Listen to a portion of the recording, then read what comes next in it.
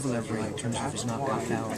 Oh, in terms of knockout power and ruggedness, he's right there with anybody I've ever seen. I mean, he's incredibly strong guy, tremendous puncher. I mean, he's a dangerous guy. I mean, I think Blake might beat him, and I think Blake's gonna give him a hell of a friggin' fight. I really, really believe that. But I'm not gonna lie to you. I'll be worried until the bell rings in the final round because the man can friggin' punch holes through walls. So you could be up 9 rounds to nothing. You could be up 11 rounds to nothing, and there's always that danger that a combination from this guy who's sort of a relentless stalker could do you away. But I really believe what I'm about to say. Blake Caparello is the best guy he's ever fought, the best style to beat him, and the best guy he's ever fought.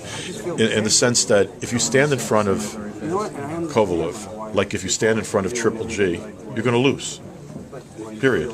If you're not fast enough or agile enough to give angles and move laterally and pop 2 or 3 punches and get away, you're going to lose.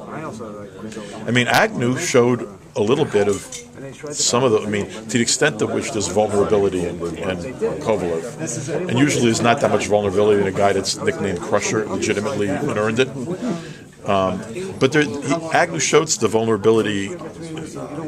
Agnew didn't throw any punches, but for 6 friggin' rounds, he frustrated the hell out of Kovalev by moving, by not being a standing stationary target.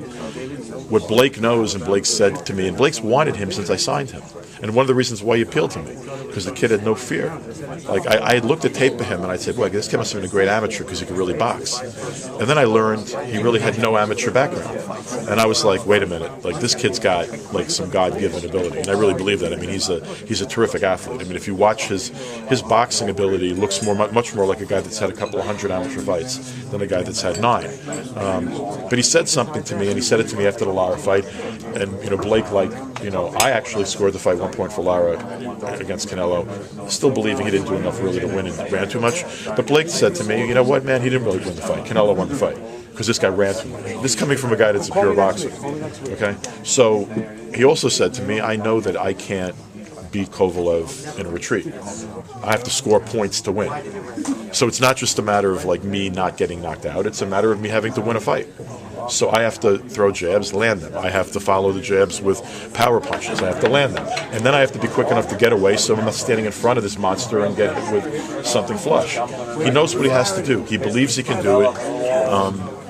And he's got me convinced he can do it. In the fight that you envision him winning, can you draw a parallel to, say, maybe a recent fight like Provodnikov-Algieri? Would it look maybe something like that?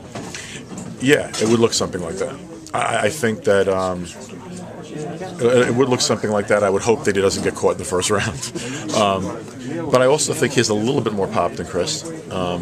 Maybe a little less speed, a little more pop, and maybe a little bit more ring generalship. Look, I think Chris is a terrific type of fighter. But I actually think that Blake can hurt you in deceiving ways. I think that if Blake keeps landing combinations, he can hurt somebody. I think Chris is a little bit less of a threat from that standpoint. But yeah, that would be a good example because I want to tell you something. I saw frustration in Sergey against Agnew in that fight. You've seen it on his face, and you saw, but he didn't quit. I think Provodnikov, and this is not any kind of slight, but I think Provodnikov mentally in that fight almost surrendered. I think he was frustrated beyond belief, and you saw it in his face, and you saw it in the way he fought, and you could and at some point during that fight, I don't care if you scored it for Provodnikov, if you were watching that fight as an honest observer and an honest fan, an honest boxing expert, that you're sitting there saying to yourself, wait a minute, this fight's getting close. He has this guy's number, he's starting to frustrate him. Blake's going to win, he's going to frustrate Kovalev. If Blake's going to win, he's going to...